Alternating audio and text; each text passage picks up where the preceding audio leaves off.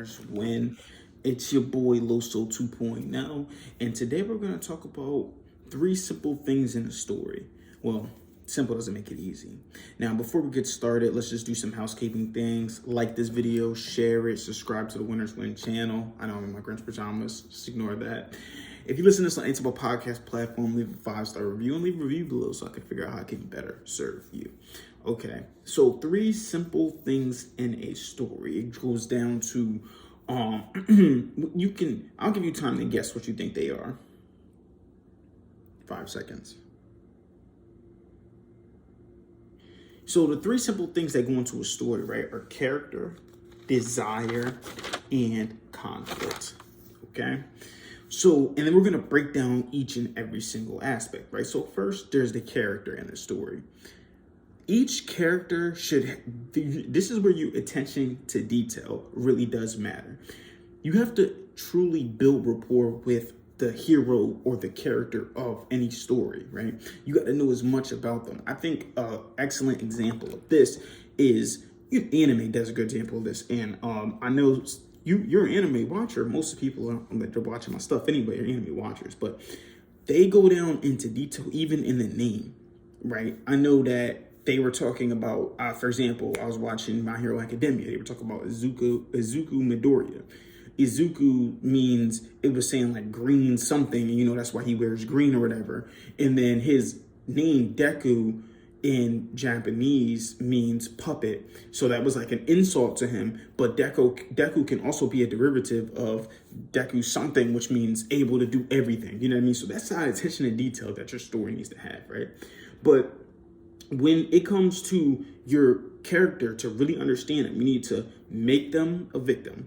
Make them a victim. Make them a victim to a lot of things that happen in their life, different things that were happening, right? Let's say they were going through some type of, dang, it don't even look like we're going to get to all of the things that make us a story today. It might just be about the character, but you want to really make him a victim, like I said, really go into him going into problems, because people in the anime Black Clover made the most sense when they said this. It was there was their leader of their faction that the main character is in, talks about the idea that you only grow and you become more like yourself when you go into deeper problems, which is true. You have to be pushed to limits that you didn't even know that you would be pushed to in order to be more successful. So that's why you have to make your character a victim. This is how you're going to understand them. This is how you're going to truly be able to study the character, and by making him a victim of any of his circumstances. Jeez, what's the, yep. Now, this second thing is to put them in jeopardy, which still comes into the victim thing, right? When your back is pushed against the wall, that's when you become the best version of yourself as fast as you can. That was the idea of, if you ever heard the idea of, what's the word I'm trying to look for? What is that word? If you ever heard the idea of freaking, geez, why am I getting such a brain? You know, it's early in the morning, man. I was drinking some water and stuff like that, get my brain started. Oh, but the idea of the burning bridges approach is with entrepreneur. Burning bridges is when you just quit your job and you just go, I'm going full blast entrepreneur with no capital, no support, no whatever, right? And it's just strictly on just drive to be the best. So you put yourself in jeopardy. That's how you figure out more about who you are and more about the character when they're actually in jeopardy and stuff like that. Third thing is to make them likable. Yes, you want your character to actually be likable, but that also goes the other way, because law of polarity, right? You need both. Both. Everything has an opposite, but they're both one and the same. So that's the idea, that if you're making him likable, you also got to make him hated by other people as well. So yeah, you make, for example, when we stick in with My Hero Academia, yes, you make Deku the superhero. You make him likable. You make him liked by others, but at the same time, he's also hated by men too, because of the way he is, how he's so self-righteous and wants to just try to be the best and tries to do. It's hated by other people as well. Then on the other hand, you have the other dude who is everybody's supposed to hate, but he ended up trying to be one of the most likable characters in My Hero Academia. So you have to play off of that polarity. Make them likable, yeah, but then also, like I said, when you make them likable, people are going to hate them just for existing. And that's okay. You want that. You want more people to actually hate them more for that. So back into one of the three simple things that go into a story is character. Like I said, you want to really know your character down to the detail when you're telling a story and really build rapport with the character as the story goes on. People should be in love with this character, right? Because you build rapport by making them a victim. When people's back against the wall, when your back is against the wall, you have no choice but to be the best version of yourself. It's true. When you're back against the wall, that's when you go into this mode of fight or flight. Are you going to run away, or are you going to expand your spirit, which is the natural expression of spirit, is to expand and become the better version of yourself? Next thing is to put them in jeopardy. Same thing. Like I said, you put somebody in, when you put them against those conflicts, putting their life on the line, that's when you figure out who they are. And then you make them likable by also making them hated at the same time, because you just make them themselves, right?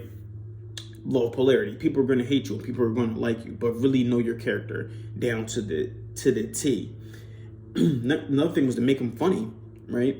I know that may seem like another thing, but yeah, make him funny, I guess, in your own humorous way. Now, you see Marvel failing and succeeding at this in different ways. Iron Man, hilarious. And Iron Man, like Robert Downey Jr., is literally hilarious when he's being Iron Man.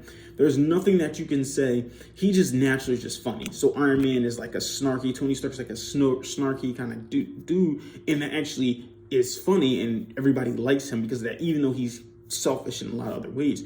And then his character development turns him into being really unselfish and making the ultimate sacrifice, which is his life, in exchange for saving everyone and making sure his daughter lives and she grows up without a father. Now, on the other hand, too, there's Thor, right? Which Thor movies, they are kind of funny and what, but that last one was just really bad, just jokes. There was some funny jokes, but there were some jokes that were just, you were trying way too hard, too much, right? So you want to be careful with this make funny. I mean, I guess you make it off of your humor, so it's going to be what you think is funny. And majority of the time, your audience may or may not actually think it's funny. And then you got Ant-Man, which Scott Lang, he's funny too as well. So make them funny as much as you can towards your humor.